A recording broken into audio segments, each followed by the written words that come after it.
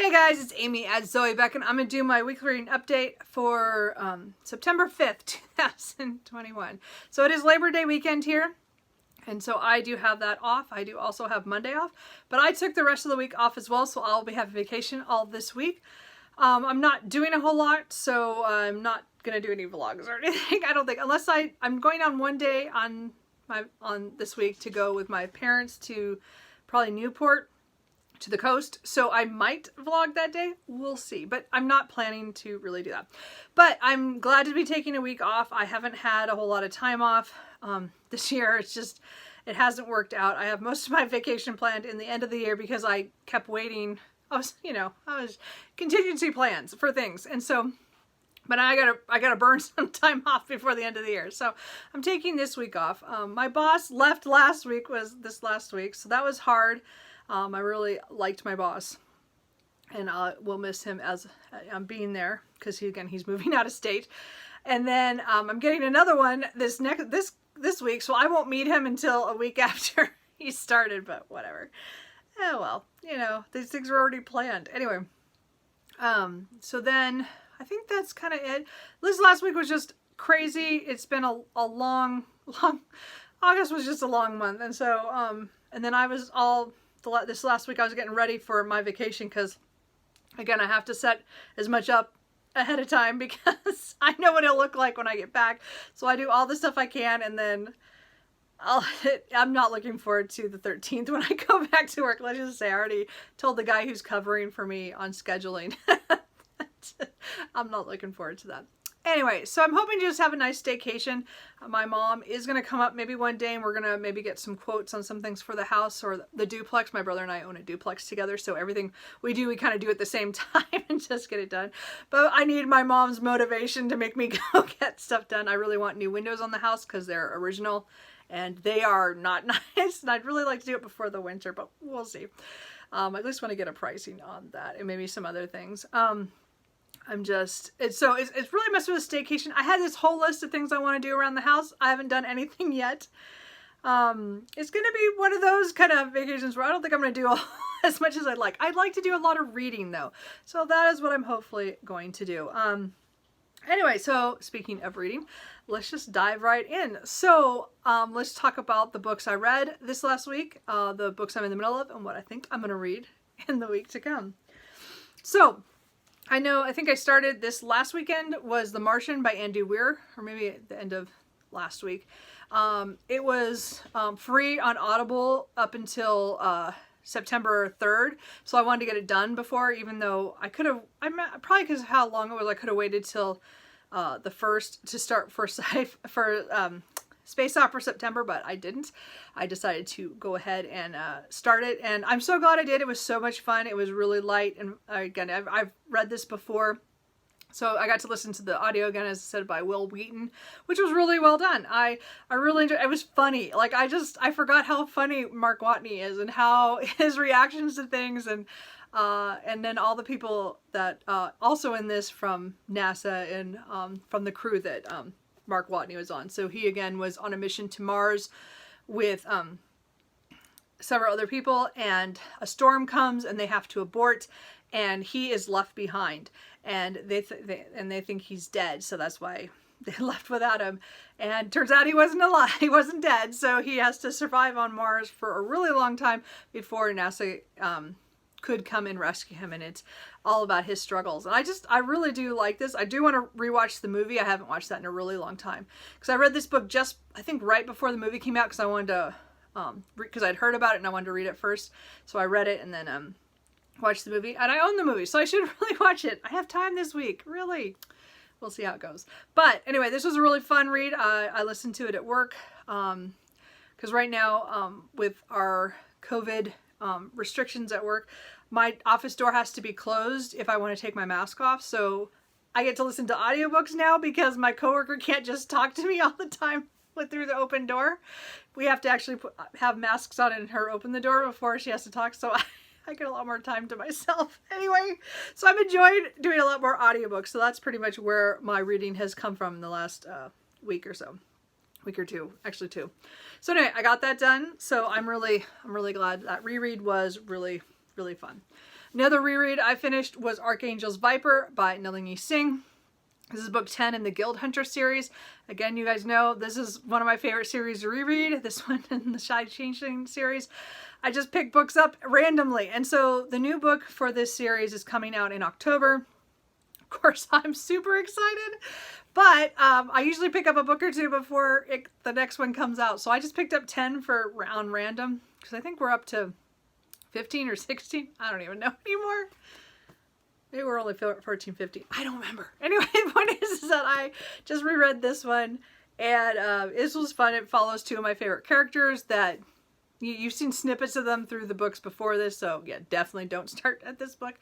And then they're the adventures that they go through during this time period. I just love again, this is about archangels and angels and vampires with humans, and then there are a small subset group of people called guild hunters who are the ones who make sure the vampires don't rampage, or they're the ones who go after them.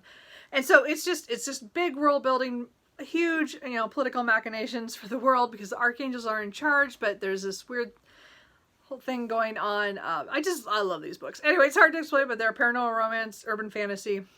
Really love them. Again, I just enjoyed the reread. It was just a lot of fun.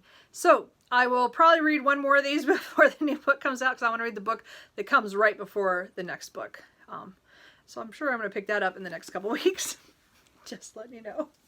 And then the other book, the last book I finished this week was The Lost City of the Monkey God by Douglas Preston. And I listened to this on audio by Bill Mummy. So this one my dad and my aunt had talked about a couple weeks ago, and I was like, I swear I have that book on my shelf. Well, I didn't have it on my shelf. I have an audiobook. So I got the book from the library so I could see the pictures and things. And I listened to this starting on the 1st to the 3rd. I think I finished it that quickly. And the only reason I was able to listen to that quickly is because, again, my door is closed at work now, and I get to listen to audiobooks when I'm doing like paperwork stuff where I don't, I do a lot of boring paperwork stuff in my scheduling and even, and stuff. So it's just kind of, there are times where I can listen to a couple hours. So this was really interesting. I can see why my dad liked it and my aunt, because it had a lot of the archaeology stuff. It had the, learning stuff about Honduras, some history on that, on the country, and on what they think of the city, the White City, or the City of the Monkey God, who those people were and stuff. And then this archaeology / filmmaker, kind of, and this writer and a couple other people go into the forest where they discover some ruins, but they're not sure what civilization they're from because they don't appear to be Mayan. They don't think so, at least. So this is kind of like early days because they actually landed in the site and opened it up in 2015. So it's still pretty new. I'm sure there's more information now since this book came out of what's going on there, or if there's anything, I don't know. But it was really fascinating to see how they found it using LiDAR and their methods on what they did and what they could do. And they were only there for a couple weeks. And they were only allowed to do so much, and then what they've done since then. And then there's always going to be some controversy when anything's about archaeology and opening up an area. And then there's also stuff about the people who went and some of the diseases that came out of that, because they were in a place where humans had not been in centuries, or it was very interesting altogether. The book, it was kind of like, I got little snippets of a lot of things. Again, a lot of history of the archaeology, and then the South America's history with being invaded and stuff, and how that affected populations. So I think there's a lot of stuff in here. It was just a kind of a mismatch to me. So it's not one of my favorites. It's not ever going to be. I think it was a fascinating read. I would recommend it for something really light. And something new. Like, I don't know anything about Honduras. That was kind of really fascinating, some of that stuff, because I don't know any of that. So anyway, I got this done. I can now talk to my dad and my aunt about it, so that's pretty awesome. But I finished that this week. So then the books that I'm in the middle of Two of them, I think I'm reading them mostly because I know both of them are not books I can read like for hours at a time. I have to read only snippets and then put it down because that's, one of them is because that's kind of how it's made. And the other one, just because it's a little dense. So last week I'd started She by H. Rider Haggard.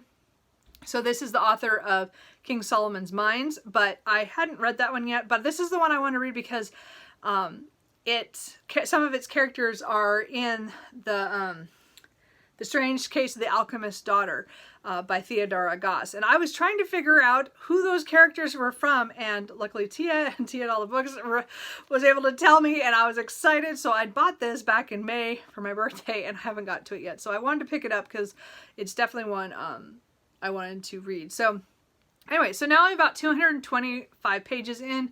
I got about 50 pages left of this book, so I'm hoping to finish it today or tomorrow.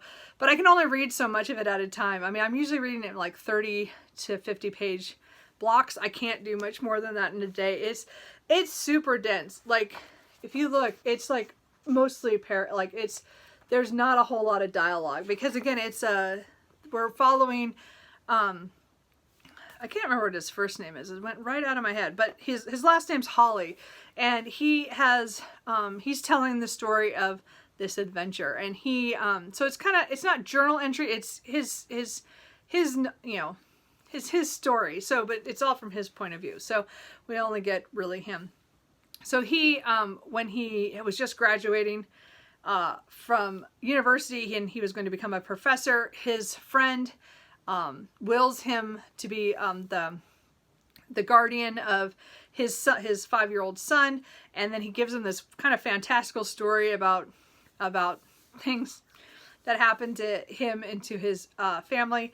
And then at 25, Leo, who is the child, has grown up and he's able to open this box that was his inheritance from his father, and it's telling about all this stuff that happened in the past, and talking about this place in Africa where a white queen rules some people there and is very has wreaked havoc on his family, and that some of their relatives for generations, so this is like, years, like 2,000 years, wants to go back and try to find this person, I guess. So I don't know.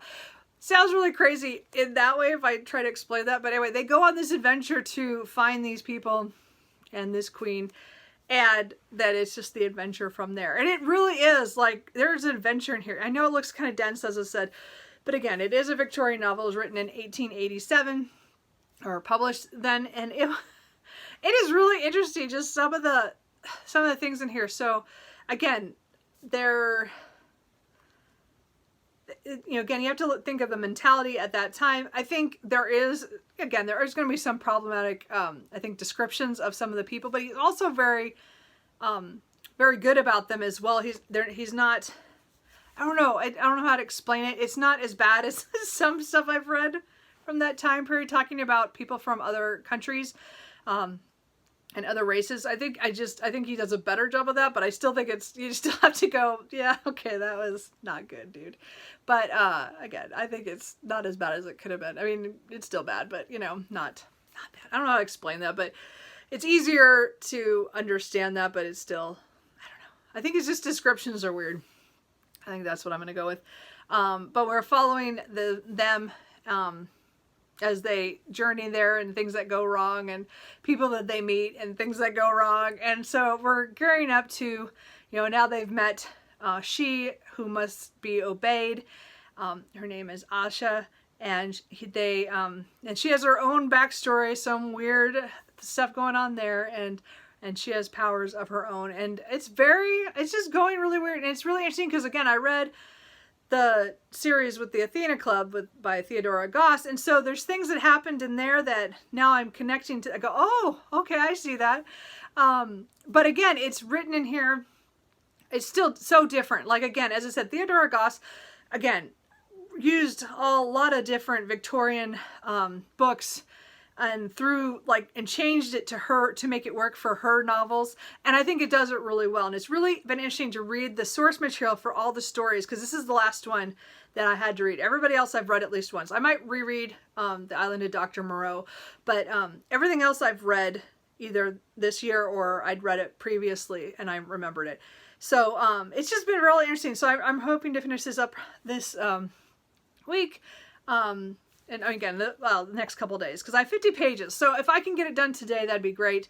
I'm ready to be done and find out what happens. I already did buy the sequel because I can't figure out how there's a sequel the way that things are going. I'm just not sure how this is going to go. And I had to buy it anyway. So I already have that coming to me.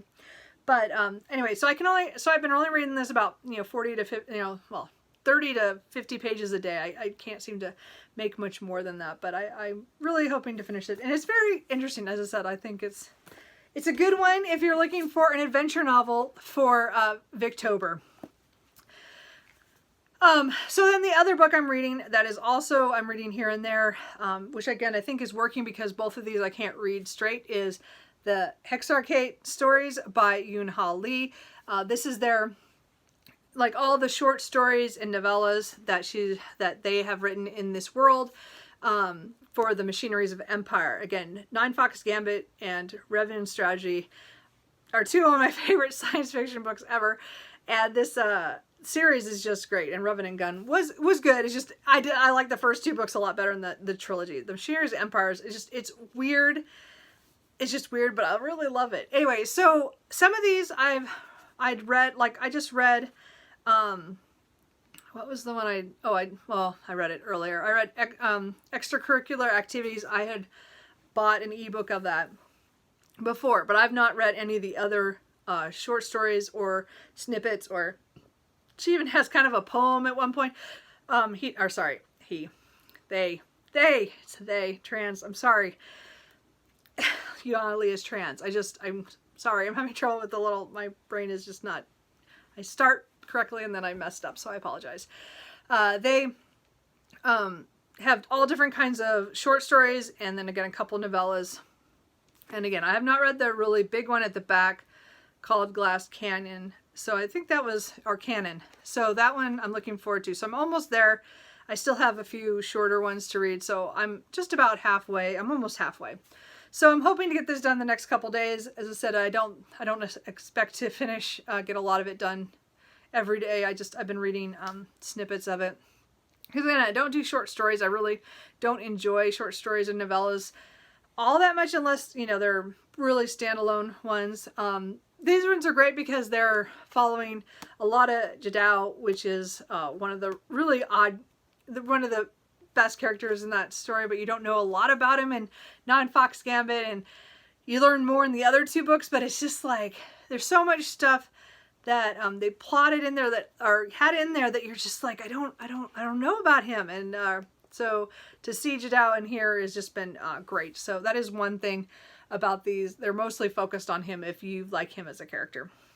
Anyway, so this is my official first book for Space Opera September, so I'm hoping to get that done, as I said, in the next couple days. And I forgot to mention that this one counts for my first book in Fall Into Reading Challenge put on by Tia and all the books. So this is my nonfiction. So I do have one. I got one so far. And then the audiobook I just started, like I was at work and I only got to listen to like a half hour. So I read I think it's the first, did I put this? I think it's the first two chapters I read. Was The Bone Shard Daughter by Andrea Stewart. So I, again, am late to my own party here. So Andrea Stewart is one of my writer friends that I knew in Sacramento and I've kept in touch with, of course. I have her hardback book. I have her paperback. And I bought the audiobook. So, and I've already pre-ordered her next book. So, like I said, I'm really proud of her, but I have not made myself sit down and read this. And so I had read the first two chapters, I think, online right before the book came out. And then I have a real problem with getting myself to read things by people I know. And I don't know why that is. I know she's a great writer. I've read her other stuff that, I saw in, again, I never saw this in my writing group because this is later, but I read some of her earlier stuff and it's all fantastic. Anyway, so I'm looking forward to seeing how her career goes and seeing her books out in the wild. It's just awesome. because she's a wonderful person. But it's taken me like almost a year to read her book. So I have made myself, I go, okay, I just pre-ordered the second one, Bone Shard Emperor, from my local bookstore. So I have that coming in November when it comes out in hardback. Again, I'm supporting her, so that's why I'm doing that. But I'm like, I got to read the first book. So, as I said, I bought the audiobook a while ago. So I thought, I'm like, I have so much audiobook time right now at work. Okay, let's just do this. So I am reading this, and as I said, I just started it on Friday before I left work. So I'm probably not going to listen to it much this week. I will when I go down to see my parents and we go to the coast, probably the drive to go pick them up. I'll listen to this in the car. So there'll be at least a couple hours I'll get done, but I don't plan to get a whole lot done on my vacation. I'm not going to be in my car that much, and I also don't listen to audiobooks around my house as much. Well, when I do clean, which I will do some. So there'll be some, maybe.